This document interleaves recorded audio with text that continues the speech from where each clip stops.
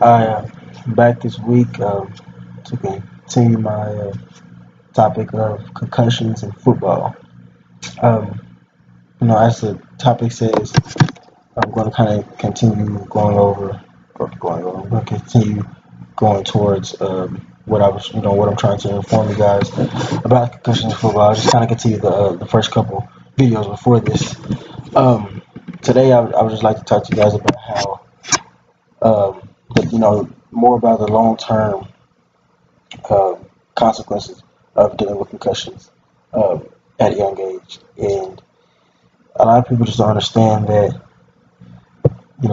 concussions aren't just a headache for a little bit, but concussions are serious.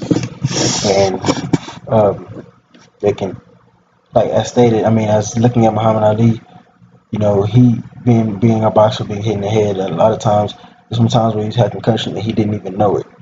And I believe that's what really is the worst part about this injury is you can have it without realizing it. You can feel like everything's okay and you're feeling fine, and you may not get any symptoms or you may not feel any different till about a week later, which isn't good. And so just having the coaches and players take precautions beforehand can prevent something like this.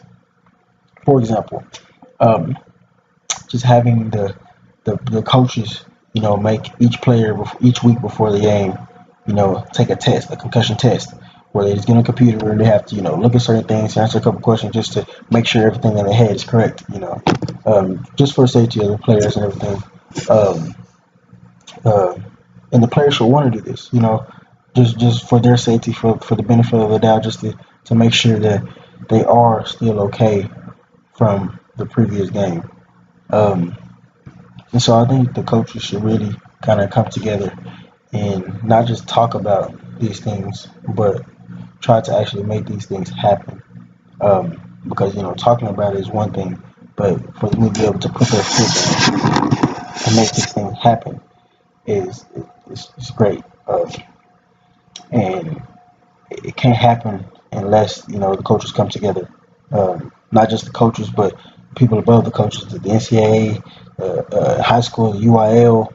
Sometimes they just have to put their foot down and make sure that these coaches and these kids are doing proper techniques, the proper precautionary things, the proper pre things before the games.